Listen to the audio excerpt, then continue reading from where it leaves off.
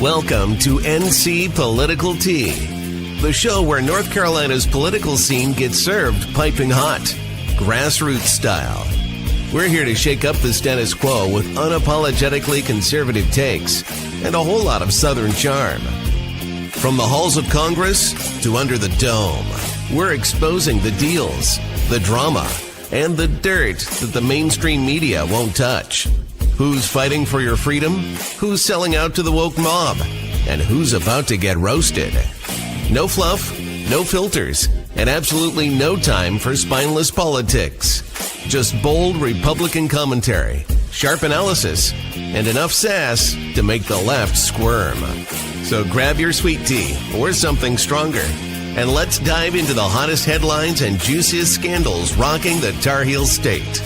This is NC Political Tea, where the truth always gets served.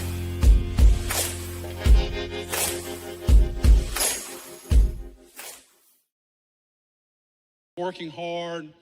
She's bought her a car. She's studying to get her driver's license. And for no reason, her life was ripped from her. I'm sure every one of us watched the video, and the horror in that child's face. Could you imagine looking at your murderer who calculated this murder,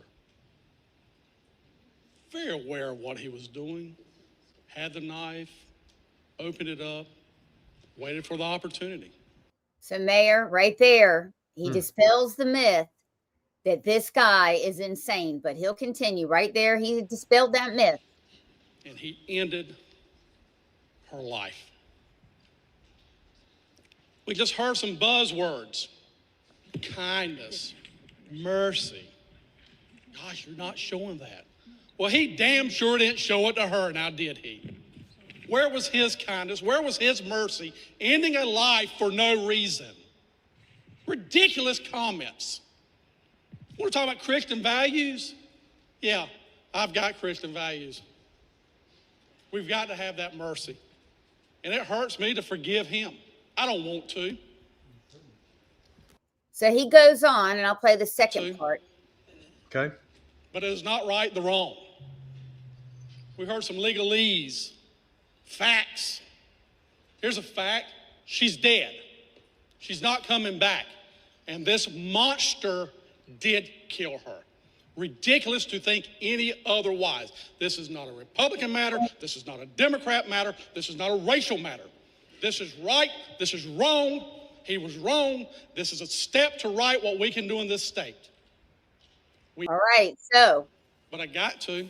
We were last night just talking about this issue. So, ladies and gentlemen, the bad news is that Margot is on vacation this week, but the good news is we are chock full of guests. One of them is none other than my favorite mayor, Robert Burns from Monroe. How are you tonight? I'm good. A little amped up. I didn't get to see my wife before I walked into this one because she'll cool me down a little bit. Just had a very interesting council meeting. Well, we're going to talk about that. And we're going to talk about more broadly the Democrats and some of them, the nonsense. But that was us last night at the very well attended, by the way, memorial. It was beautiful. It really was. It was. There weren't any politics in it because this shouldn't be political. Amen. We're not now. We did a vigil for Charlie at the beginning of last week, and it was the same thing. Like, we're not any longer talking about right and left, blue and red, Republican and Democrat. We're talking about right and wrong, and that is what it should be. That's where this conversation should always go now at this point, and right and wrong. Last night I think it did her justice. At least to a lot of people, gives an opportunity for people to mourn and say enough is enough at the same exact time. Well, it was great. I mean, I saw Republicans there, and a couple people walked up to me, had followed my work, and specifically told me they did not agree with me, but appreciate what I had done to raise the alarm here and get people there. Right. No, there was, there were some, just a lot of people there, just united on the idea that that's what soft on crime policies do. They endanger our citizens, and that cannot be tolerated. And this is not a Republican and Democrat thing. We need, individuals who are in leadership that are going to take a stand for what's right and wrong, protect the people. That's what we want. That's how society grows. Wherever you are across this entire state, if you're in Monroe, where I am, or you're in Charlotte or anywhere else, people just want to be safe, Sloan. That's what we want to do. We want to be able to go to the grocery store. We want to be able to hop on public transportation. We want to be able to go to the movies or go out to eat and not worry for our lives. That's just not in a country like the United States. And when that starts happening, we're really going down the wrong way. Oh, and we have. So last night it was very peaceful. So I'm going to offer a little bit of evidence of how peaceful it was. But now I am found, was blind, but now. See if I can get this up there. Sorry about that, guys. I'm trying to put this up there. See, was grace that taught my heart to fear, and grace my heart. It was very moving to be there. And I got the opportunity to meet a couple of citizen journalists, and I've said this, I've been saying, and I'll continue to say it. There were 3 key accounts that really kept hammering this on X, and then I picked it up. You picked it up. Other influencers picked it up. Matt and Aaron are about to come on. And of course, Democrats, even today in this hearing, this meeting at the General Assembly, they were pissed off that we had made a racket about it. Oh, we did. And there are those couple accounts. I mean, including, some individuals that are in the media here in Charlotte area. Right. Joe Bruno has done a wonderful job from WSOC. I know. I mean, credit to him. I talked to him since then. I talked to him at the vigil that the GOP had.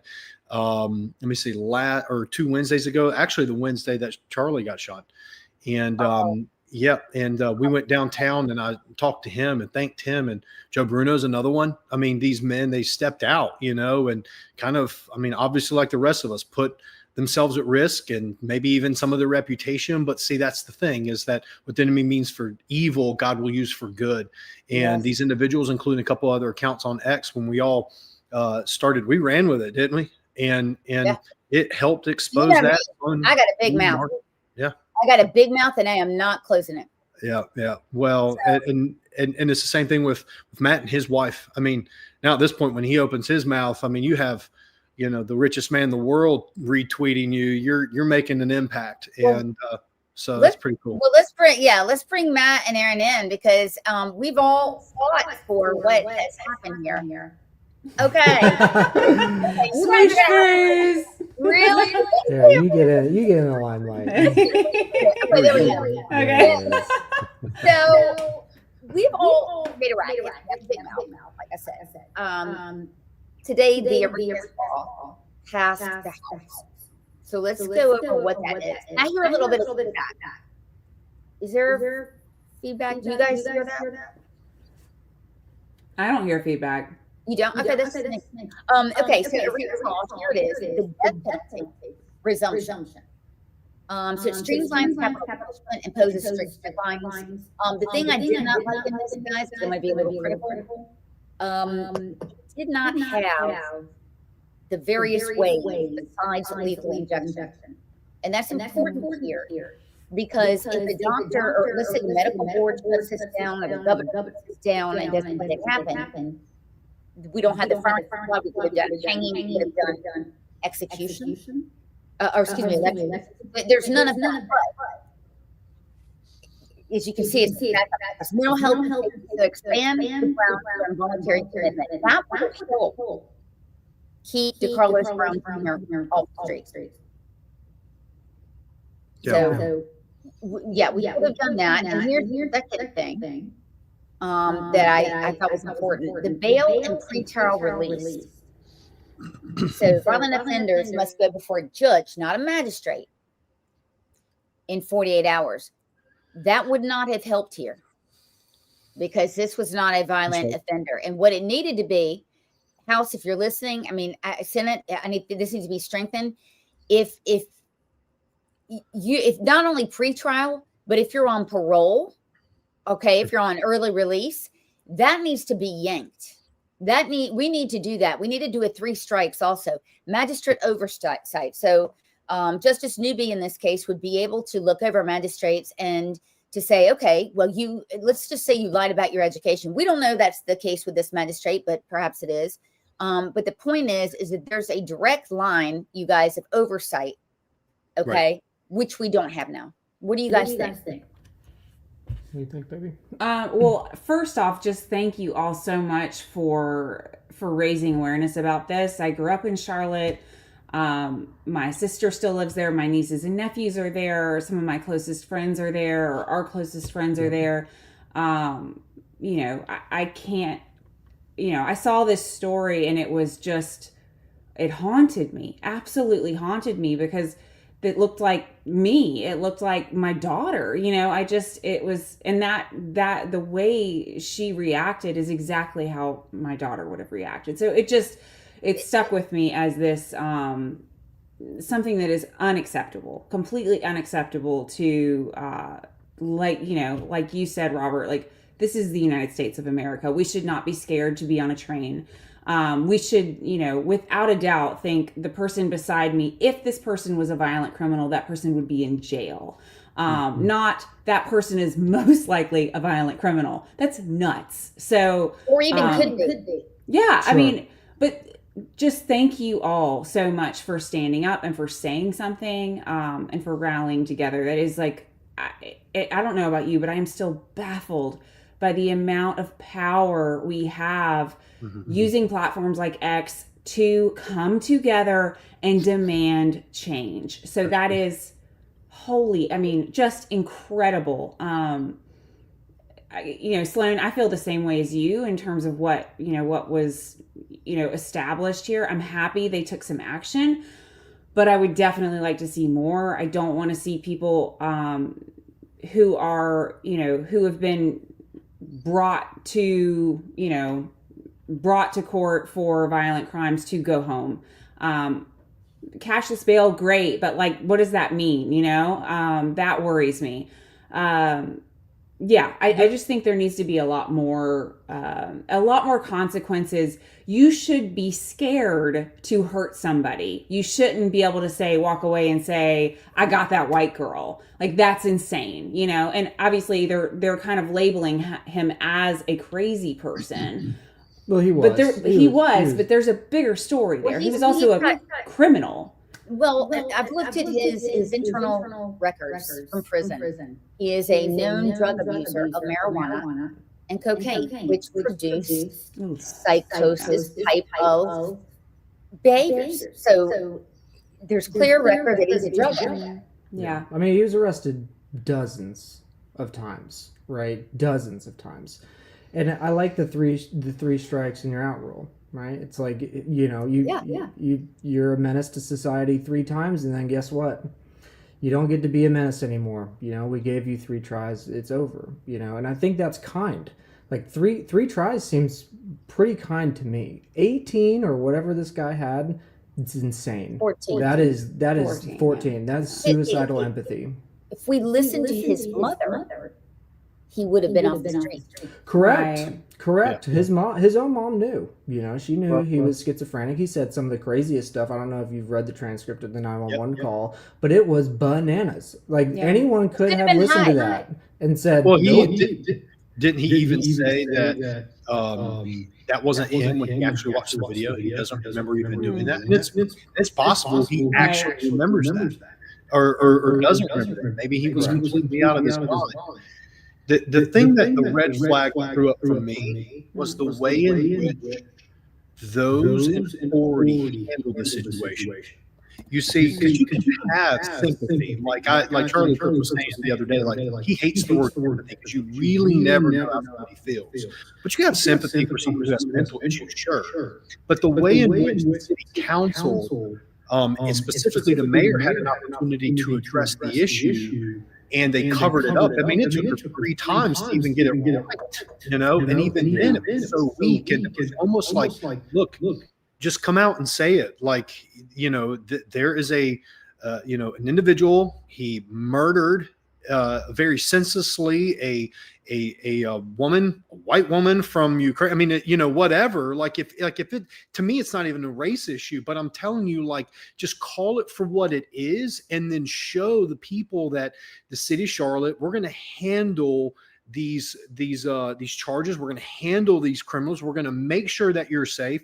But when you cover that up, and then I believe when they watch the video, I could be wrong here and get my timing wrong, but they went to go talk about this case, and then they end up going in the back room and having birthday cake, right? And that to me, as an elected official, that's what spoke out to me. Was more so in the way in which they were handling the situation. Vi Lyles didn't, personally, she did not go tell this guy to go do that, right? But just when you're a leader, step up and say something. You're a mayor. So in other words, this is your counterpart in the city that's next door to you. So this is very, very relevant and very good to have you here, because you're not going to have a quite literally let them eat cake optic. No. And I mean, again, what you have, the very basic levels in government is that, I'm for very limited government. Okay. That stay out of my business, as much as possible. Okay. But I'm not for no government. So I think that, that differentiates us between the, Republicans and libertarians. But the reality is that the very basic level, we need to offer safety to our citizens, the very basic level. And they didn't do that. And as a matter of fact, when Pat McCrory and those individuals in council at the time pushed for, and this is one of the stories that I had mentioned that went semi-viral on X as well, was that when they first did, they had officers on every one of those trains. Okay. Then afterwards, they were cutting back costs, and the city said, you know what, instead of having officers, we'll have contractors. So that was step 2. But then the city council once again said, that's too much money. This is a few generations or a few reiterations of council after McCrory. And then they said, you know what? We are not even going to pay for those contractors. So they were leaving the pay for the tickets for transportation. They were leaving that to the people who were either driving the buses or were manning those trains. And they're not armed, and so therefore that's a failure of the government. Yeah, absolutely. I mean, I think Charlotte, even when I was there, but especially now, my sister's a trauma nurse, and she has to deal with crazy people every day. Like, they're not supposed to be in her ward, but they are, because there are so many of them in Charlotte that they're handed off to the trauma unit. And the trauma unit is not equipped. They don't have the security guards. They don't have what they need to actually stay safe themselves. My sister is a teeny tiny little redhead, and she was 21 when she started. And I was like, something's going to happen to her. It was really scary, because she was, downtown, but also in a hospital and not feeling safe. To me, Charlotte has a much, much bigger problem than just this public transportation problem. And it's a problem that I think you're right. And actually, the funny thing, now that you mentioned it, I worked in orthopedic trauma in Charlotte, and I was there during the Pat McCrory administration. I was born and raised there, and I left there and I moved to New York City. I was under New York City under the end of Rudy Giuliani and the beginning of Bloomberg. So I went right from what you just talked about, Aaron, and actually working in the ORs, in the operating room, not in the ED or the emergency department. But I felt completely comfortable took the train all the time. I mean, middle of the night. I worked in trauma. So when the pager goes off, it was a pager back then. Pager goes off, you're on the train, you're taking it to New York all hours, felt completely comfortable because the first thing that Giuliani did is said, you're going to pay to get on the damn subway. And that was the first step to preventing crime. Yeah. Yeah, absolutely. I mean, that's how you do it, right? I mean, you want to be able to offer transportation. Sure. I mean, as a matter of fact, we have some council members here in Monroe that are trying to bring that up. And I'm going to tell you, it makes you sickening even at this point to even talk about it, because of the cost and the overhead and things like that. But I mean, Sloan, I've also spoken to a lot of people who have said that the homeless epidemic that is spreading through Charlotte follows the train line. And they have said one of the worst things they could have done was take it down to UNCC, and I've because I've been doing the research to try and figure that out. So at this point, sane people aren't using it. It's just transporting crime all over. Okay. It is. Matt, what do you know about this?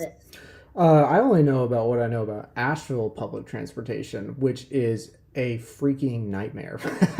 I mean, Charlotte's bad. Asheville is so horrific. I mean, the government here is truly the worst. I mean, they spent almost over $1 million on these electric buses that literally could not fit through the streets of the city.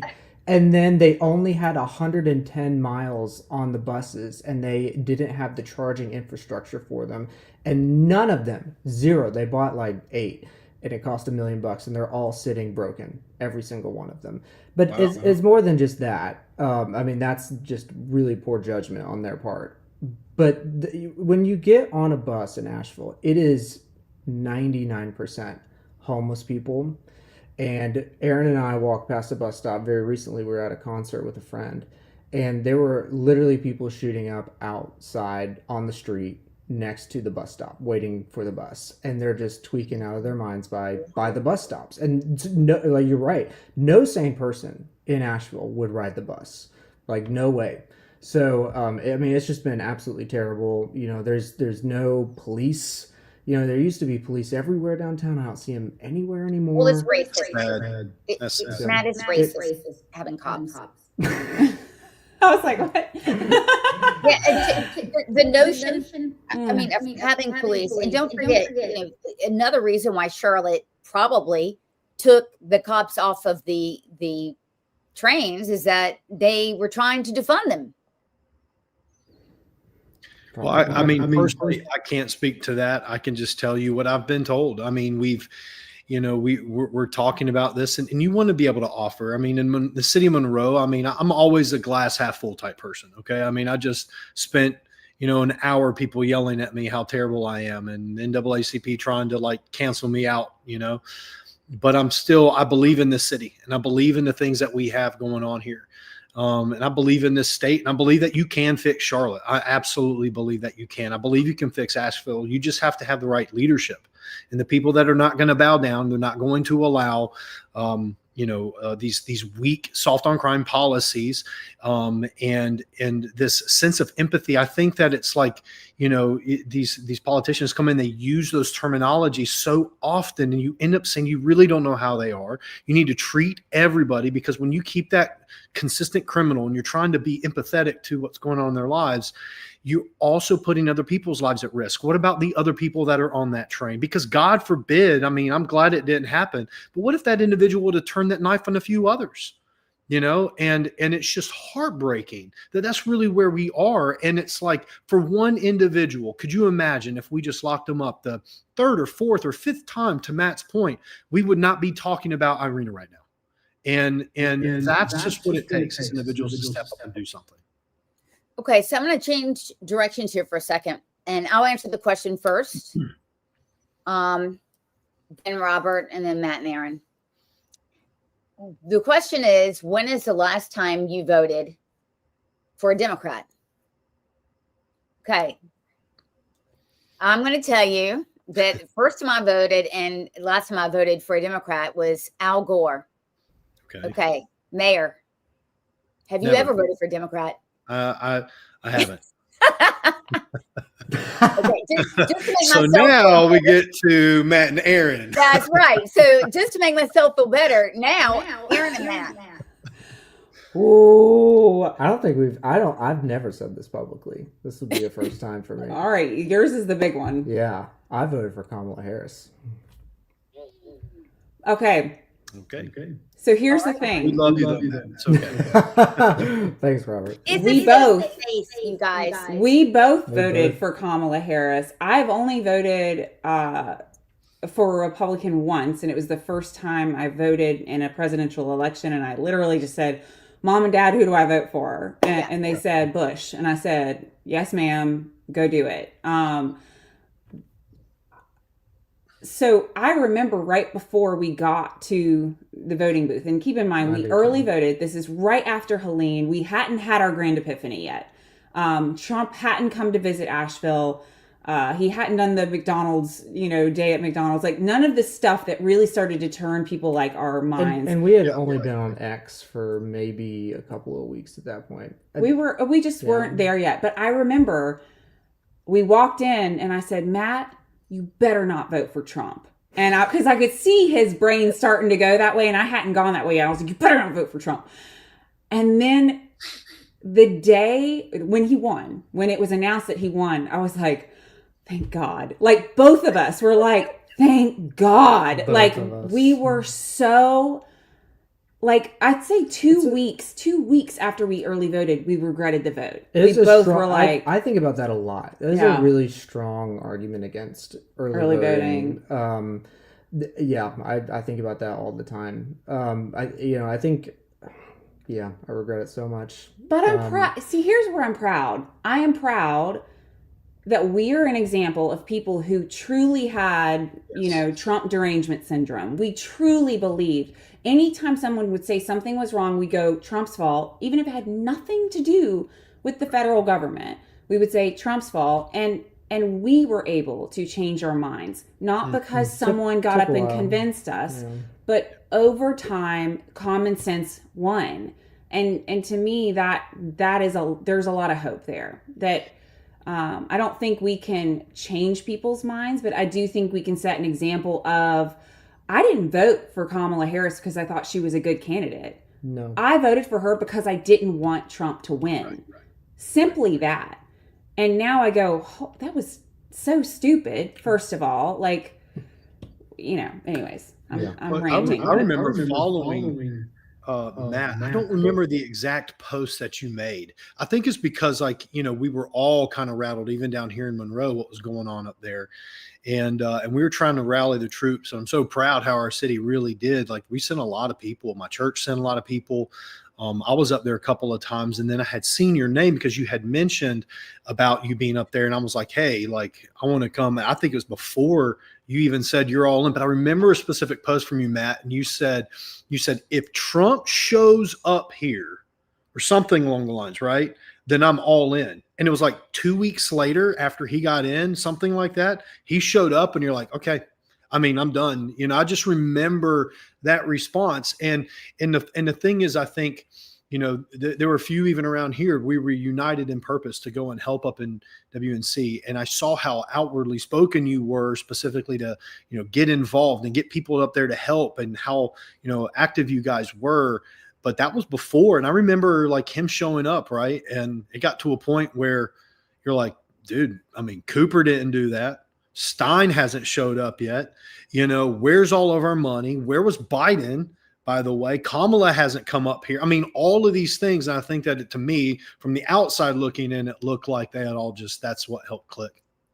See, I think what happened to you guys, and you can correct me if I'm wrong, what happened to me was 9/11. And I moved to New York and I became a volunteer, and I was a leftist, because as a Jew, that's just the way you are. That's just the way it is. That's just what you do. That's how you vote. And I remember, because I did ride the subway, et cetera. And I was reading the New York Post, the New York Daily News, which they had then, and then the New York Times. So I was reading all three of them. and actually listening to Rush Limbaugh, who converted me. But I had what's called a battlefield conversion, where when you see terrorism, when you see the Twin Towers come down, and then you read, wow, soft on crime policies led to the real death of real innocent people. You're like, well, son of a bitch, I'm a conservative. And it's like, and by the way, we all have our coming out stories and how wonderfully we were treated by everyone when we came out and I identified ourselves. But you guys went through, Helene, you were the preeminent videographer. I mean, your footage, Matt, it just went everywhere. You became the go-to guy. That's right. And I mean, you guys are the quintessential, ex-journalist. I mean, we all are here, right? But changing the world through that platform specifically. And I've known you behind this. I mean, we're all friends here. So I've known you behind the scenes. I've heard your conversations and stuff, and I've seen the evolution of Matt. And by the way, you're not the typical guy. You're going to wear your heart on your sleeve and you're going to really talk about it. So I think a lot of people have gotten to see, right, those changes. And when I look at it all, it's kind of like when you see in your face, people are dying and people don't care and people have maybe even caused it. You're more open to the other side. Is that right? Yeah, I think, Robert, what you were talking about a minute ago, I remember this post I made, I think it was in November, where we were talking with Sean Hendricks quite a bit. He was over at our house a lot. And I remember thinking, just with all of the volunteers we were talking to, I remember writing, I now understand why someone would vote for Trump, even if I don't agree. And that was sometime in November. And I remember when Trump got elected and he had made a lot of promises to Western North Carolina. And the post you're referring to, Robert, was the one where I said, he better keep these promises, and I will hold him accountable to keeping those promises because they are big promises. And he kept them. And, Cameron Hamilton got into the head of FEMA and he gave me a phone call within a week. And then he got on a call with the survivors that we were working with, and he fixed everything that they had that was broken in just a matter of weeks. And for me, that's what did me in. It was, you can talk all you want, and Democrats love to do it. They love to give thoughts and prayers and a lot of empathy speak. Do they give prayers? They don't. And then well, the prayers. They say thoughts and prayers. No, yeah. But when it comes down to it, hugs and prayers. I don't know what they do. But when it comes down to it, it's that the action itself is the most empathetic thing you can do. Right. That's the step they miss. That's the step they always falter on. And when you see action actually occurring after it's promised, it's weird. It's life-changing. It changed my mind entirely. And that's when I decided, you know what? I don't love everything Trump stands for, but the dude acted. He made a promise and he kept it. And that's the theme of this administration so far, is he's made these promises and he's kept them. And that's someone I can get behind. And, the platform too, though. He gave people in Western North Carolina his platform, and he said, speak. And he did not shut them up. He did not speed them up. He just let them talk.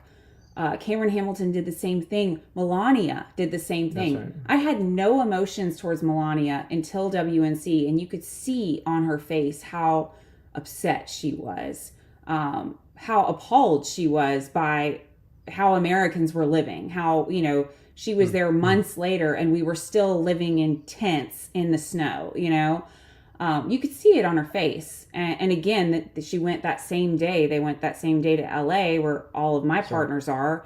And they had the same reaction with them. Just like, what is happening? Why is this what our world looks like?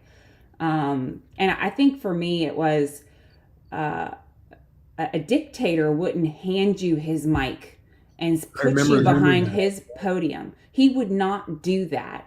And Trump did that. And that changed my opinion forever, and I will defend him forever, for the rest of my life, because of that. Because he showed actual leadership when everyone around us just went in helicopters and circled and said, how this is so terrible. We're going to get all the funds they need. They didn't get all the funds we needed. I will never forgive the left for doing that. And I will always appreciate Trump and Melania for showing up. It's interesting that just as I hear y'all all speaking about Sloan, how it kind of converted, your conversion story, what it reminds me of is a lot of times in trauma, people, it changes people.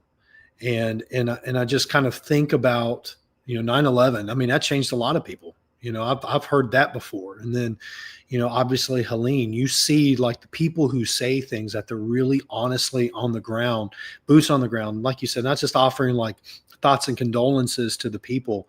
I've told my sons, my daughters this, that's the reason why, being more mission focused around the world, when I've traveled and gone to Kenya and gone to Lebanon, things like that, it changes your perspective. It's much bigger than you. You realize that you're not just like verbally talking, and you're just, it really does. It's like you're being boots on the ground. And that's kind of why me personally, why I've gotten involved, in politics, and we'll see where the Lord takes this. But at the end of the day, it's not just talking about it. It's not just saying this needs to be fixed and this needs to be fixed. It's actually boots on the ground. We're going to do everything that we can, and we're going to stand up and do what's right. And it's not always the easiest thing to do, as well. And I hope personally, like even after, y'all guys are saying all this, it's like, then you see this issue with Iryna, of course, and that's waking some people up. And then a couple then after Charlie goes on, and starts talking about how it was racist, as a matter of fact, or and then Van Jones got on CNN and called him a racist or something along those lines. Then all of a sudden he's dead 2 days later. That was on Monday. Wednesday happens, and it's like, but now look at what's happening across this country. Last Monday, we had anywhere from 1,200 to 2,000 people downtown Monroe. And there's something about these instances that changes people, and it shifts your focus from being so self-centered to being someone that's ready to do something and stand up.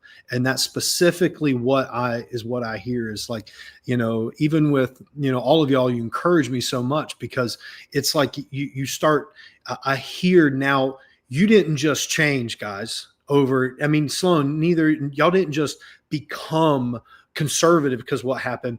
You actually put your boots on the ground. You're actually working to make a difference. And that just happens to be that you are conservative. You're willing to do something and stop giving everybody lip service. And that's what we need more of. Well, I think I became, for the first time, this is the days of awe, by the way, guys, in the Jewish religion. So I cannot speak badly about anyone unless it's constructive. So I've got a good out. All right. So I got a good out. But what I'm in the reflecting period, right? It's in the forgiveness and the reflecting. And I will admit that before I was a conservative, I was kind of, living for myself. And when I became a volunteer for Salvation Army on Ground Zero for 6 months, from 2 days after, and I'd never done anything like that before. And I think there is something to it. Once you've done that and you're willing to actually get into a fight and a situation, the Republican Party is not perfect. I'm the first to tell you that, but the ones with constructive solutions, and I don't agree with everything, just like you said, Matt, I think if you agree with everything, that's part of the problem. That's part of the problem. And you enable the worst in your party, right? If you don't hold them accountable. And that's what I think we've got on the left, where they're kind of a runaway train. And it's just that their esprit de corps is don't say anything lest you be hammered into dust. And I know that you guys are Matt and Aaron, you're fresh into learning that, because you've already disclosed you've been spotted. You've been rewarded handsomely by the left for your coming over to this side. Oh yeah. And I do want to say one more. I want to go back quickly to Trump and WNC just for 1 second, because there's a part of that story that I think is most important to understand, Aaron and myself, and that the part of the story that's missing there is the fact that the media just left all of us. And the only reason, truly, the only reason I became big on X is because I was the only media. We were it. That was it. It was just us. And we were the only ones putting the stories out. And they just left this hole. And I remember looking at Aaron and saying, I think this is what I have to do until we get some help. I think I'm going to have to post on X every day. And that seemed like a crazy thing to me at the time, like an absolute batshit crazy thing to do. And I just kept it up, and I kept it up, and I kept it up, and just kept going and going. So when Trump finally came and he took his very large microphone and handed it to a resident to let them tell their story, it felt like it took this weight off of me, where I was like, I finally don't have to do all of this on my own. Like, Trump took that from me and handed it to someone that actually, I don't know. I get very emotional talking about that. That was just such a strong moment, and I really appreciate everything he's done for that, for us. But on the point of agreeing with the GOP, I have been very vocal about the things I dislike from the GOP. I have said F the GOP more times on Twitter than I can possibly imagine. I've toned down my rhetoric since then. Thank you. You're welcome. But yeah, I mean, they don't get everything right, and I was frustrated with the way they handled a lot of the budget and the finances, everything that went down with Elon, and I was, and I've been very vocal about that. They don't get everything right. All their vacation days. Hate that too. However, at this moment, I think my guns are down for the GOP, because we've got to understand that the battle that we're in right now is truly a good and evil battle. And I think the left is truly trying to silence people like myself, like Aaron, like Robert. I'm sure you're going through the wars as well. Sloan, they coming after you so much. They've left me alone. They haven't left me alone. Except for that guy last night. Yeah. And it's just, Except I have to hire bodyguards everywhere I go. I'm sorry. And I think it's time that we all on the right come together and say, the time for criticism is another time. Right now, we've got to get back to the basics, which is everybody gets to be safe. Everybody gets to have the freedom of speech. There are certain core values that we've got to get back to. And so I think action. No more grandstanding. That's action. Right. No more talking, political talk. Get on the ground and do what you're supposed to be doing. And if you can't do that, get out of the way, because we on X are going to wreck you, and we should, because people deserve better. That's right. Well, I mean, you guys know I was arrested for posting on X, and I have a federal lawsuit now. So the action of posting on X landed me in jail with my mugshot from here to the UK and beyond. And so obviously I'm a warrior for free speech. Obviously, I understand that they're trying to shut us up. Mayor Burns, you understand that they're trying to shut us up. Charlie Kirk is evidence that they're trying to shut us up. Direct evidence. And by the way, that every conservative activist knows we have a target on our back. Now, I've had one because I'm a prominent Jew, and I'm probably the most prominent in North Carolina, and so have been targeted by on the right and the left, etc. And I'm a conservative, so I mean I've been aware with this and dealing with this for a while. But for the first time ever, people are calling me and saying, "I'm afraid to go to my GOP meeting. I'm afraid to go to these things."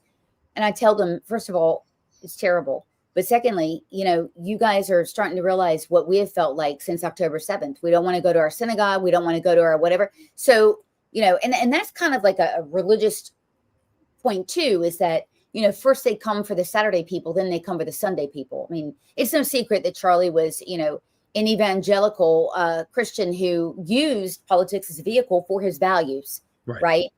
Which do not include transgenderism. I mean, I'm the one that exposed that all the hospitals here were aiming at 2 and 3 and 4-year-olds, which got the law, House Bill 808 passed. And so I got my first death threat, serious death threat, where the FBI had to get involved after that. I'm telling you now for the first time, because I think we all need to confront the threat. The threat is this transgender cult, period, whether it's facilitated by medication or evil or darkness, or whatever, because you see the killer wasn't necessarily on medication, but it is lethal, it is deadly, and we have to name the enemy. I've been very upfront about ignorance, whether it's in our own party, okay, or on the other side. Ignorance and dehumanizing and demonizing people as Nazis, as Marxists, as racist, as all of these things over and over again. It's a fine line, right? Because we honor free speech, right? But it's the inculcation of these ideas from a very young age in the schools, Robert, which you and I have been fighting like hell on. Yeah. That's, there's so many of these problems, but you've been swatted, guys. That's a deeply, I mean, it's terrorism. And to that end, I am going to take this opportunity to put up a bill that is on the governor's desk right now. This was just passed today. Here are the elements of it, and it affects all of us here. There's a new category of motive now. It's called political ideology, is a basis for enhanced punishment. So it's not the hate crime that the left wanted, but it is political ideology. Now, if you swat someone and you're found and it's because of political ideology, you guys, it can be a higher threshold of punishment. Sentencing shifts. The felony class is bumped up one level. So if it's a class H felony, for instance, to do something, which in North Carolina is the lowest threshold, this is bumped up a higher level if it's found that this was politically motivated. Death penalty expansion. If you kill someone because of their politics, it says you can push the case to capital. I'm sick of this BS. Now, 92 counties in North Carolina are conservative, right? So, although the death penalty is a state case, I don't know how that would work, but I like it if they said you get the death penalty for a political murder. Prosecutorial oversight, stronger AG involvement. Do we think that that's going to matter when it comes to us with Jeff Jackson? No, we do not. And then special prosecutors, which can be called in. Victims' rights expansion, impact statements throughout the proceeding. I mean, I think it's it passed. It was, bipartisan passage. I'd like to see the death penalty for cases like that. Look, I want to get the death penalty cranked up again. I'll be honest with you. I'm a big fan. So that's, and by the way, I can say that during the days of awe. So I'm just putting it out there. But I'll tell you this too, and because you guys are such strong Christians, I'll run this by you, because I'm really curious what you think. During the beautiful service of Charlie Kirk, and my family spent the entire day watching that.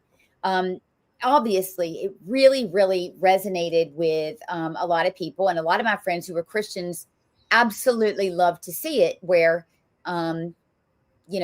Erica was calling for, sorry about that. Erica was calling for forgiveness and said, I forgive you. I think Trump is Jewish. And I'm going to tell you why. Because he expressed the centrality of forgiveness and Teshua in the Jewish faith. And that is, get this, if you ask for forgiveness, and you have to ask 3 times in our faith. So it's not just once. So you're like, okay, they won't forgive me. You got to really hammer in the point. That's how it's done. But I don't know. My understanding is if somebody doesn't ask for forgiveness, are you supposed to give it to him anyway? Matt, Aaron, what's the deal? Yeah. Well, I mean, first of all, I think my Jewish friends are actually the people that brought me back to Christianity. They were the ones that showed me such incredible faith So much strength after October 7th. That was my big turning point in the media, seeing the media raise anti-Semitism around the world, where I felt like I had to defend. I had to send group chat messages to other moms being like, hey, our Jewish friend is feeling really isolated. Can we all reach out to her? That led me back to Christianity, which is, I think, beautiful. I feel like, Jews and Christians are this, like Matt was saying, everyone on the right, all Republicans, all libertarians need to come together. I feel the same way about Jews and Christians. Like, we are tight, and we need to be. I am what I think it's on Instagram, they call it like a baby Christian. Like, I feel like I've only been like a practicing hardcore Christian since March. So, I think Erica said it best, right? She actually quoted the Bible when she said, what Jesus said on the cross, right? Where it's like, forgive them, they don't know what they do. They did not ask for forgiveness. He just gave it, right? So I think in that sense, the answer is, from a Christian standpoint, you do have to forgive even if they don't ask for it. And honestly, I think that's so beautiful, and I'm not sure there's anything more beautiful in the world than that. There was a lot of forgiveness there. Trump and Elon, made up at there too. There's just, it's hard to wrap your mind around just the actual concept of forgiveness, especially when it's not. Forgiveness is never easy. I think C.S. Lewis has this great quote that, like, it's like forgiveness is such a great concept, except when you actually have to practice it, right? It sounds nice until it's you, but when you see it done, it's just remarkable and so beautiful. Well, I've been a Christian for a while, and that's what drives me.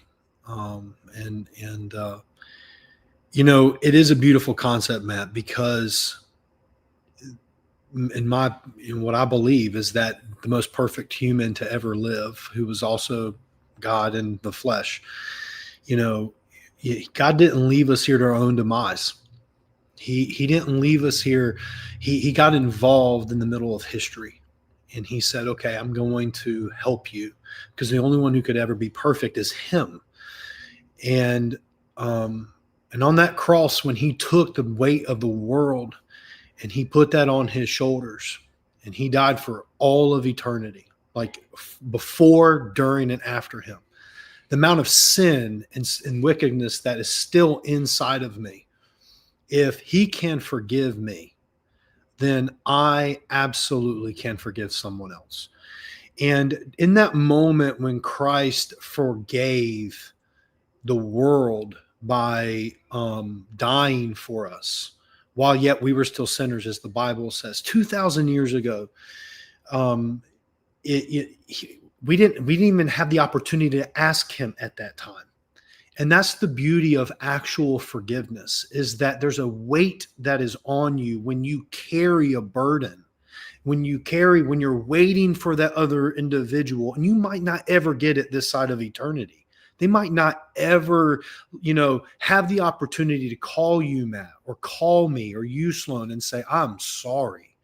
And so when you forgive somebody and you genuinely say, okay, it's a supernatural thing, because that's what Christ showed us on that cross. He did it. He forgave, and I, at that moment, was not able to ask for forgiveness. So now looking back 2,000 years after the cross, I'm going to start preaching. I can literally now say that if he can forgive me, so wicked and horrible as I am, not perfect by any means, then what am I? These individuals, like they yelled at me. They hurt my feelings. I'm getting some crazy threats right now. Am I going to carry that weight? No. As a matter of fact, when individuals, come after my family and say certain things, and then oftentimes I've been quoted as saying, I don't hate that individual. They don't even have to ask for the forgiveness. And that is what we saw in Erica the other day. That is such a supernatural thing. I don't think people really grasp the fact that, it was such a beautiful and powerful moment. But that guy is locked up 100 or a couple thousand miles away from her, and he didn't have to call her and ask for forgiveness. And she said, I forgive him. I forgive him. And that weight now and that burden is no longer on her. It's transferred back to the relationship between that person, the killer, the assassin, and God himself. And so, I hear it often, and it's very true, is that one day when we get to be in front of our Lord and Savior, we're going to be shocked who's there, and we're going to be shocked who's not there. And that's what I believe. I believe that, if you confess with your mouth and you believe in your heart that Jesus Christ is the Son of God who's risen from the dead, you'll be saved. And it's not a practice. It's not something that I have to do. It's almost near impossible in such a just God. He wants justice. He wants justice for all the wrongs that people have wronged you and wronged me and all of us. He wants justice more than we want justice. Okay, so that resonates big time, because we all have the concept that, look, justice is not yours to take into your own hands. Justice, you have to have faith. You have to have faith that God will deliver the justice, right? We don't go around delivering our own justice. So what you just said really resonates, that if you do have faith that God is the deliverer of justice, then you really don't need to carry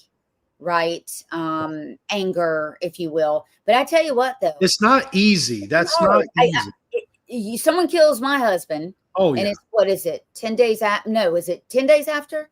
I mean, yeah. I think it's the timing, right? I think that was, came as a shock to some. And I think that's why Trump, he's like, look, I mean, he was talking politically, right? But at that juncture in the vigil, people needed a laugh. And he's like, I hate my opponents. I mean, that was funny. But the man's been shot. In fact, they did to Charlie what they could not do and desperately tried to do to our dear president. Yes. And I think what was remarkable for me is you've got a man who is 70, is he 76 now? Trump? 78 or 79, something like that, I think. Okay. So you've got him speaking about the death of a man who's 31, and he actually knows what happens in the lifespan of a man in that time period. So he knows so much, right? What could have happened? The loss. And then he is talking about from the perspective of someone who almost had his head blown off. So I think he almost caught himself at the moment, and he was like, my political enemies. Because, do you know what I mean? I mean, he knows what they're trying to do. Well, listen, what Saturday was, or Sunday, was a celebration of life. I just went and helped do the service for my wife's stepfather. And it was about 10 or 15 days after as well, for his funeral. And by that time, some of that heaviness is still there, but we were able to kind of like laugh a little bit more. It's the next stage of grief almost. I don't know. Yeah. Okay. And now, granted, I mean, again, we talking about that empathy word. We don't know what Erica's feeling. We don't, other than what she's expressing. We don't know what his family's feeling, other than what they're expressing. But the fact that TPUSA and that entire leadership spent more time celebrating his life than harping on his death means more than anything. And that's what I want to be remembered for, is the life that I lived, and not however I go out. And that was incredibly impactful, because he lived a life worth living. He sure did. And Matt, I mean, you made several posts after this about how emotional this was for you, how amped up it was for you, because you knew Charlie. Full disclosure, I'd been on a few panels with him. So I've been on a few panels early on the radicalization of education. So we had, like-minded views, and in all candor, we have some of the same supporters, financially. So we were in the same circle, but it really impacted you. I loved hearing what you were saying about it. Yeah, I mean, I didn't know Charlie. We had bantered on Twitter, and that was the extent of it for me. But Aaron and I had not really watched any of his videos until he actually had passed. Wow. Okay. I actually made a video about Charlie That's true. and Van Jones 2 hours before he passed away. I posted it 2 hours before. If you look on Twitter and Instagram, 2 hours before he passed away, I called out Van Jones and said, you should be ashamed of yourself because you are spending national TV time talking about this and saying lies that he is the only person bringing up race, which isn't true. Yeah. And 2 hours later, I text Matt and say, Charlie Kirk just got shot. I mean, I felt sick, and I feel sick every time I see Van Jones say anything about this now because it is just such a slap in the face. Yeah. Yeah.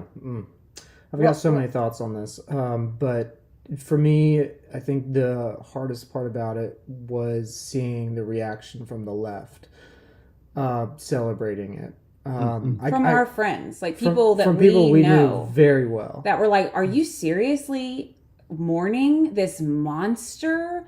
Unfollow. These are people I've known for decades in Charlotte that are like, I thought were ride or dies. And they were just like, you are disgusting. I can't believe you would. I got one this morning from a celebrity that has followed me for a long time and he said, wow, I didn't know I was following a bigot or something like that. And he said, I'll fix that. And he said he was talking about Erica because my post was about Erica and how we should all be there for Erica. And he was talking about her. And I lost it. Like, this person had no knowledge. He was just spouting hate off of clips he had seen of her husband, not even of her. I mean, where the heck did we lose the ability to mourn and to go, wow, this person died. And even if I don't know anything about them or I heard bad things, like, they didn't deserve that. Nobody deserves that. It's funny you say that. I mean, I was critical of Charlie. I'll be honest with you. I did not appreciate him platforming Tucker Carlson. So every time he did it, I would give him hell, right? But again, I mean, it was one thing out of hundreds. But at what point, like if Van Jones had been killed for going to a campus and sharing his views, I think you'd be hard pressed to find any of us that would celebrate that. In fact, it would be a terrible national tragedy. Anytime anyone is on a campus and is shot ever, it is a national tragedy, period. This is on a campus. So we've lost that. You want to talk about free speech? And then these professors had the audacity to say, oh, it's a violation of free speech to fire us, etc. Okay, it's a violation of free speech to fire you for celebrating Charlie Kirk's murder, who was murdered for exercising his First Amendment rights on campus. So you can be killed, right? And that's fine if you're a conservative. But if you're a leftist and losing your job or getting censured by damn, that's the real problem. Yeah. I'm going to go ahead and tell you, I've experienced crazy recently from all of this. I mean, we have currently, there's an individual who's a part of the Democrat Party, who he was actually the head of the Union County Democrat Party. What's his name again? Because I put him on blast. Perrin Baxter. Perrin Bastard. Oh, excuse me, Baxter. I'm sorry. I'll say this that's all this public comment period day was, because the NAACP of Union County is not holding him accountable. Mayor, what did he say? Let's get back to the essence. So this individual really stoked the fire after Charlie Kirk's assassination. Yes. Not only was he gleeful, he went into great detail, I believe, that he was a racist and then other racists should meet the same basic treatment. Yes. So the very first post he did, and I have some trans, or militant trans people that follow me and they're crazy around here and they're doing all their thing. And I stay off of comments and stuff, but I happen to, like, the next day, I'm hearing that there's a lot of people celebrating the death of Charlie. So the story goes that I actually was like, well, who is this guy? I don't even know who he is. I think he's got like a podcast around here. It's like Rotten Roots or something like that. And it's important to tell everybody in the audience. Yeah, we're elevating him because he desperately wants to be elevated. So this isn't, an ordinary guy. This is a guy who really wants the PR, frankly. And so we're going to give it to him this evening, but go ahead. Well, and that's the thing. I'm being very cautious because I don't like platforming anybody that doesn't deserve it. But the reality is that we went to partisan elections here in the city of Monroe. And I got railed for that and blamed for it as if I can sway, the entire GA. And so my job now is to expose the rotten filth that is inside of the Union County Democrat Party here in our county. And so this guy happened to be the old chairman of Union County for Democrat Party. And he was saying some crazy stuff. And one of the things that he made a post, and he basically said that things like this that happened to Charlie Kirk happened to fascists and happened to racists, bigots, homophobes, and that he happily dances on his grave. And then someone made a comment to him, and he says he can rot and piss for all I care. And you're kind of like, time out.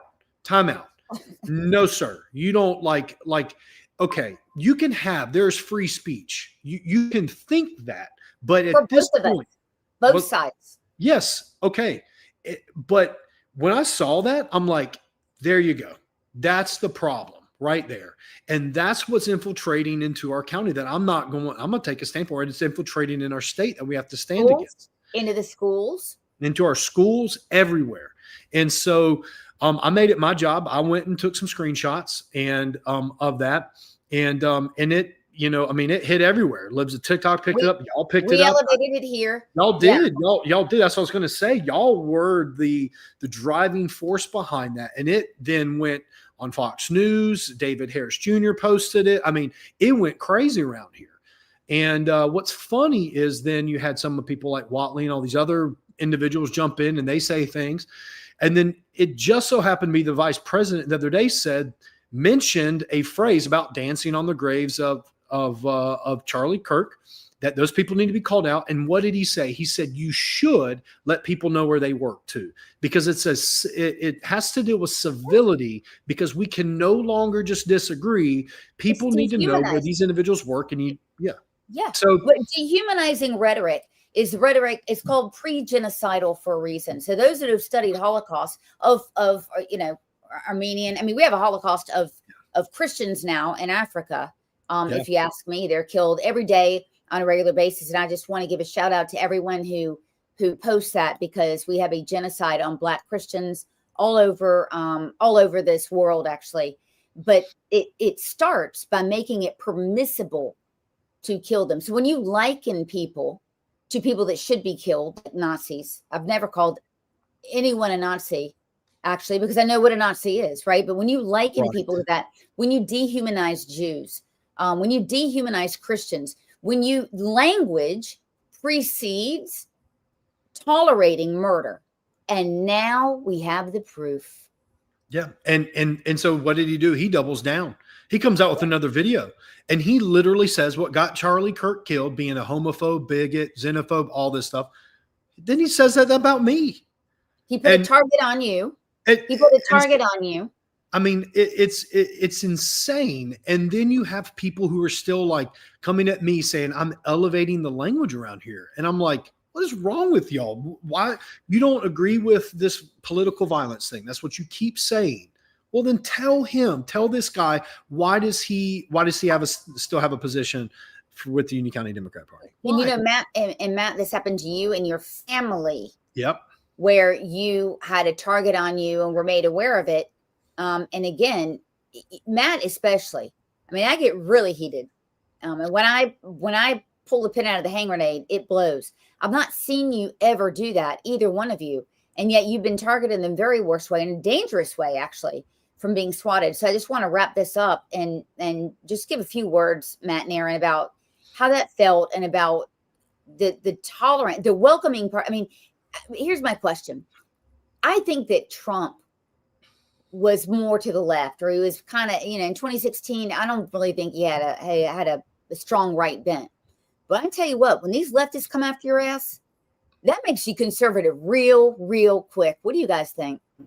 Yeah, I think the Republican Party became a much bigger tent, right? And I worry that the Republican Party, now that it's in power, might try to make the tent smaller, and I think that would be a big mistake. But I do think, I feel very naive thinking that our speech, would have no violent consequences. I feel very naive. I feel stupid. Because it certainly does. The left will come after you if you are effective enough with your speech. And that's exactly what Charlie discovered. And it's horrifying. And I would have never, ever thought it could happen to me. I mean, I did not publicly support Trump until the end of January. We got swatted in March. In March. It was 2 months. They couldn't even, not even 2 months. Right? And we got an outpouring of support from people. Our local PD has been incredible. We're best friends with the chief of police now. We know everybody on the force. Aaron bakes them cupcakes like every other week or something. It's muffins. Crazy. Sorry, muffins. So in that sense, we've gained a much larger family, a real one. That's the difference. One that doesn't demonize us for what we believe, and will push back when they think that we're being stupid in some area or are wrong. But they're never just going to leave us be. They will stand by us even if they disagree. I think Aaron's had probably a bit more. I'm not on Instagram, thank God. It sounds like an absolute shithole, but I think there's been just quite a few people that have just totally left our lives because of this. And I'm scared, for our kids, for me. People will approach me in public now, which is very odd, and say thank you for stuff. But I always worry like someone will approach me in public for the wrong reasons. It's a very small town. I'm very vocal. I've put a target on the city's back. I talked to Harmeet Dillon quite a bit about some of the insane stuff that's going on here. Like, City Hall knows exactly who I am, and for good reason, and they should, and that's exactly what we should be doing. But it does, I'm not naive anymore. Like, they absolutely would love to see me dead. There's no doubt about it, and they would be very happy about it. They'd be stoked. They would be dancing on my grave, and all of our graves. They would be. Yours too, Mayor Burns and Sloan. They would be. And you need to be eyes wide open about that. And I hear a lot of calls for unity, and I just want to ask, unity over what? Over what? What are we unifying over? Because if we can't all agree that no one should be murdered because of something that they say, then we can have no unity with people like that. There is good and there is evil, and good and evil cannot unify. Right? So you need to call out the good, and you need to very clearly call out the evil. And I do feel like we have done a very poor job on the right, for sure, because it never happened to me when we were on the left, of saying, hey, that's wrong. That never happened. We were all too, ironically, the right was very inclusive of some very evil ideas and just never pushed back. So I'm sorry, I've talked way too long. You can wrap it up for us if you want, babe. I mean, the swatting was absolutely terrifying. I'm the one that went to the door. I'm the one that was yelling, there are 3 kids upstairs, don't shoot, this isn't real.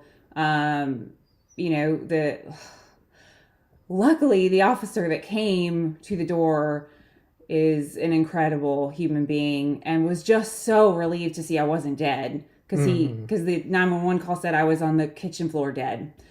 So it was he was so scared and confused and relieved, but also so calm and so professional. I'm friends with his wife now. I mean, I just love these people so much. That it and the people, you know, our neighbors and people that just showed up at our house the next day to be like, "Are you okay? What happened?" And the people who texted us the next day and said, "We can't be friends anymore. We're not going to be your friend anymore. You brought this on yourself. I told you not to go so hard. This is your fault." And we're still getting this to this day, messages from people that were supposed to be in our corner, that know our children, and say that. Charlie deserved to die. Irina's death should be hidden because the color of the offender. You deserve to be swatted. By the way, I just want to point out, I've never had anybody in public office on the right stand up for me. Not one effing Republican has stood up for me getting arrested for an ex post. Not one, by the way, not one. And the Democrats saying I deserved it. And then for you, Mayor, you're a racist. So anything up to and including and especially murder would be fine. This isn't hyperbole. We have spent the last week, I've been the HR Karen from hell over the last 11 days getting people fired. Because guess what? I happen to believe that, I don't know, if I'm working at Best Buy, somebody wants to know if somebody else thinks murder's okay, right? So all this is to say, and to wrap this up, that, you know, the left, there's something very dark on the left. And I appreciate the couple of people I've heard on the left come out and say, Fetterman is one of them, that this is deep and dark. But as a society, we've got to be able to speak freely. But when we veer into dehumanization and making it okay to kill people, I'd like to think that that can come back. We can make that great again in the future. So, well, you know, I would say, you know, for me, the thing that resonates the most is just one simple word: accountability. Okay. The thing is that you have every right to say whatever you want to say, but you have to be held accountable. It's the same thing. Like, you know, that's the issue that we're running across right now. You have, you know, locally, you have an individual who, you know, really stoked the fire, and then, you know, we just exposed it. And yet there's no accountability for his actions, and they will hold other people accountable. And that's, you know, that's one of the biggest issues in this entire country. We could talk about families. We could talk about absent fathers. We can talk about all of that. And there's one word that always keeps coming back to mind is accountability. Is these men, how are we holding them accountable to, like, the way they raise their children and the way that they treat their wives? You know, how are we holding elected officials accountable to poor decisions? I mean, like, it's this. That's what we need, an uprising of Christianity in this country. Jews are safer, by the way, when Christians read their scripture and when they know their scripture and live by their scripture. Right. The whole country is. And that's that accountability you're talking about. If you don't have accountability there into a higher power, what does a cop stand a chance? Does a judge stand a chance? No, they do not.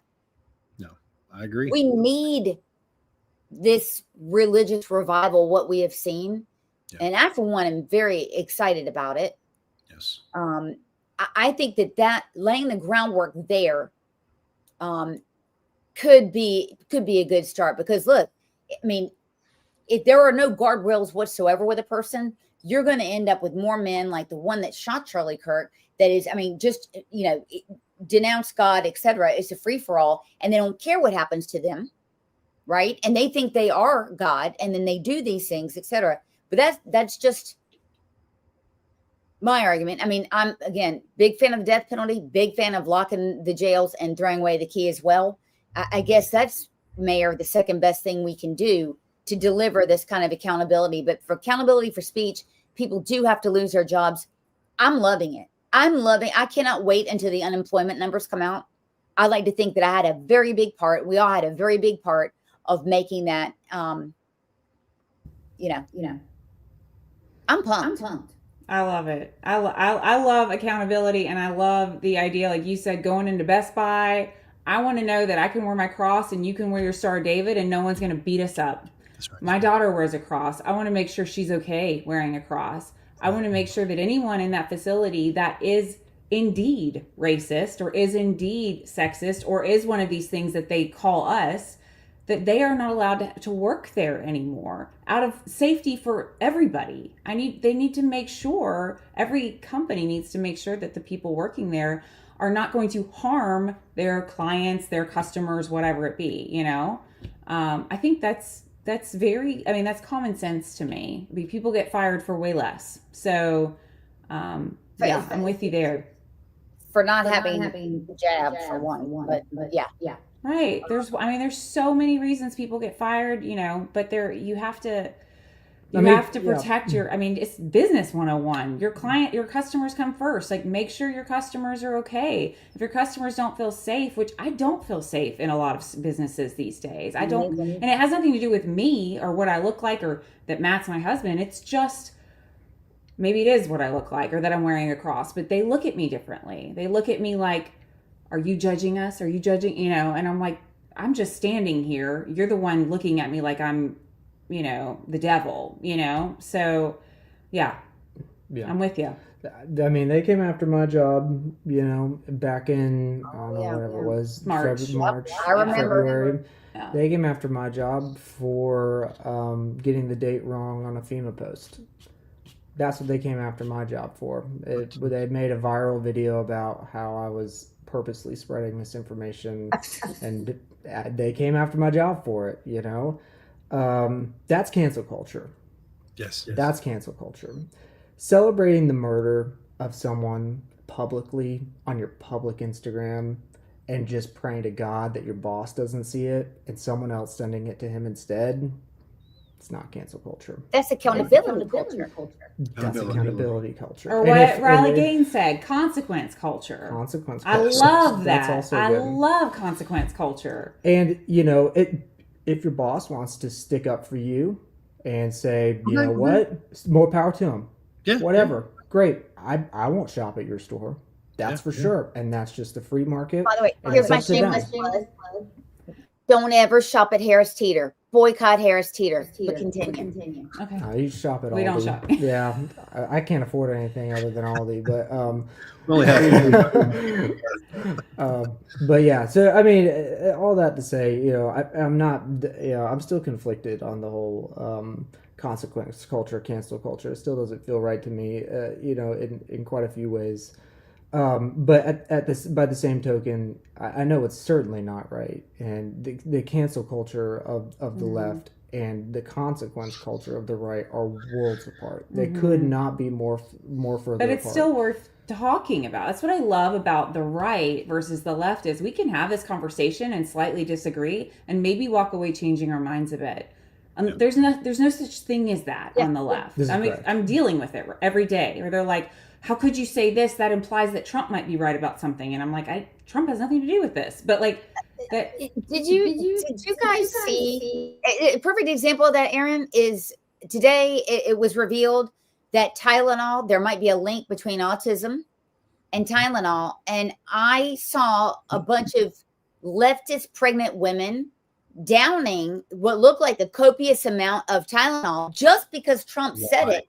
And by the way, you could be hospitalized for too much Tylenol. And so that is to the extreme. And oh, by the way, what do they care? It's their own baby.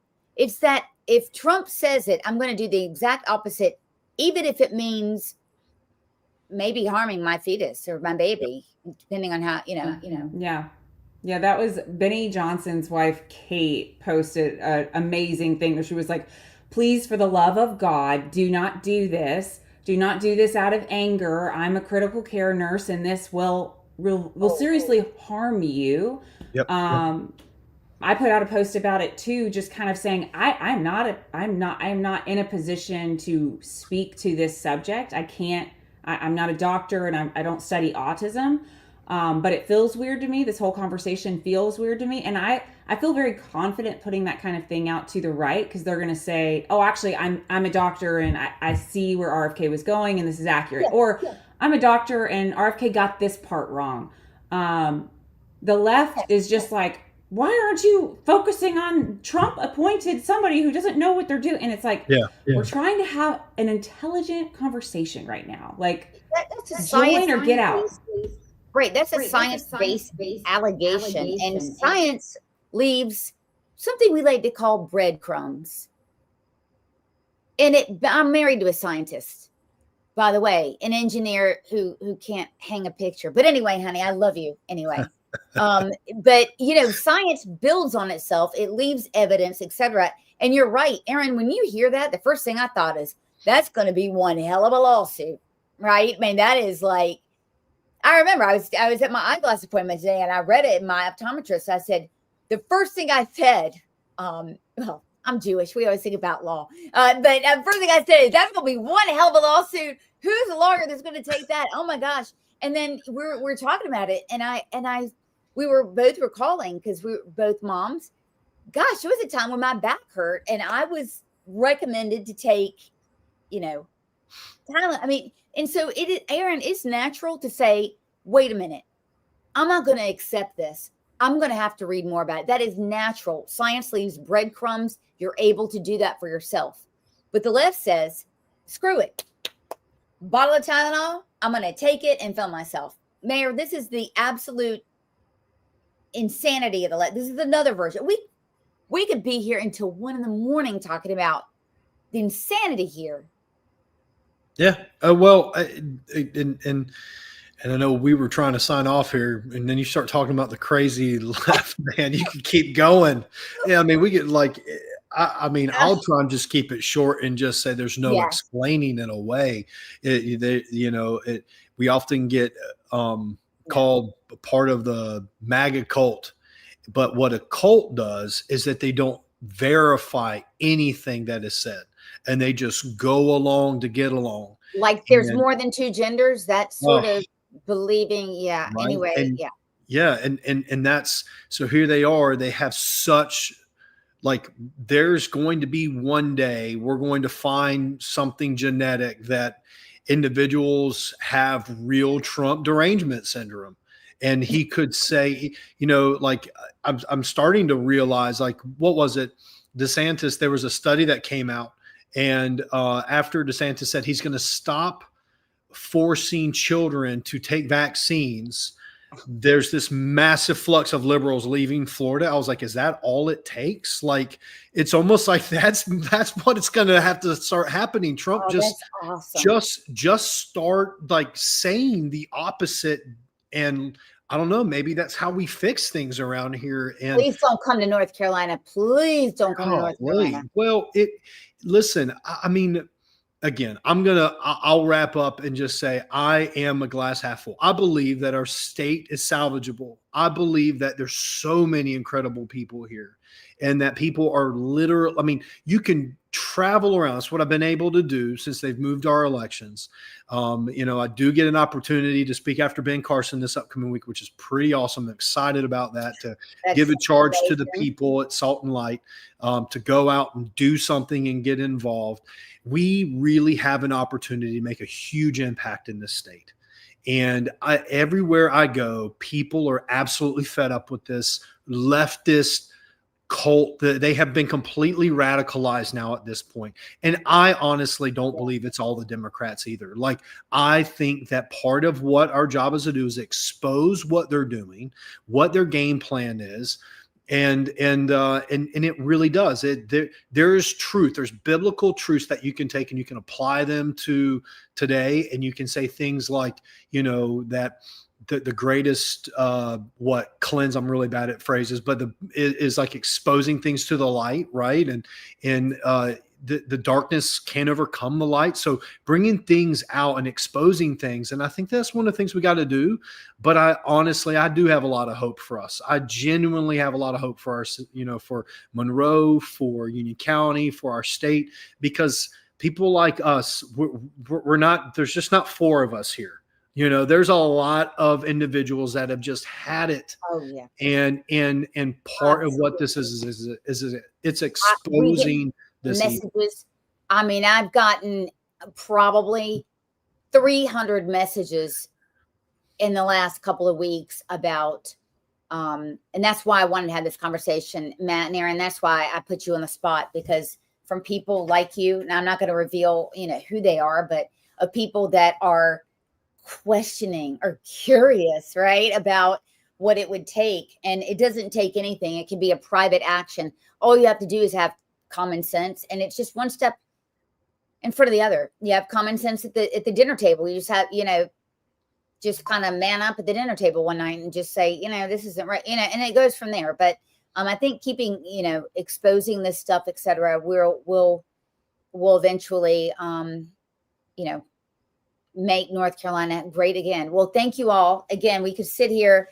We love each other so much here. We could just sit here and go on and on and on. It's kind of like we're like having a play date right now, an extended play date. So you said it the other day when you sent the picture of all of us, our conservative family. That's really what happens when you work big conservative family. There's a lot more room for that conservative family too, by the way. And I love that. As Matt said earlier, it's like expanding that tent. It's big. It's much bigger than it's huge. It's huge. Huge. It's a huge tent. Yeah, Aaron is. I'm so happy to have you on. I've had Matt on. Yeah. I'm old this. Sloan, I love you.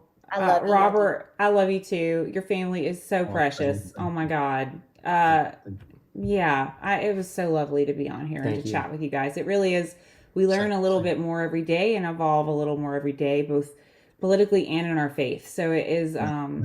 It's so important. Like it's kind of a therapeutic for us. Yeah, it's nice. It is. It's great to have a moral center. And it's really important for children, which the last thing I'm going to leave you with, and that is why we need to keep fighting this transgender madness, because when you're teaching children in kindergarten that you can be a boy, a girl, and mommy and daddy have it wrong, and et cetera, you're teaching them from the get-go, there is no God. That's the purpose of teaching this. We need to keep fighting it. Mayor, I know you're a big fighter of that. We're going to have another Blockbuster show on Thursday. I got the gays here Thursday. It's going to be me and Sean. It's going to be Brian, who was with Gays Against Groomery. Actually, Brian. I love Brian. Brian Talbert will be on, Mayor. Awesome. Yeah, and we're going to talk about this, what we've been talking about. We're finishing up with, and then more. So, all right. Well, we'll talk to you guys later. Thank you for joining. God bless you guys. That's a wrap on today's NC Political Tea. We hope you're leaving sharper, spicier, and ready to take on the political craziness in the Tar Heel State. If you loved what you heard, or even if it made you mad, don't forget to subscribe, leave a review, and share this show with your friends, family, and that one coworker who just needs the truth. Follow us on social media to stay in the loop and get your daily dose of conservative fire. And remember, here in North Carolina, the grassroots grows stronger when we stand together. Until next time, keep the faith, keep up the fight, and don't let the left water down your tea. This is NC Political Tea, where we spill it like it is.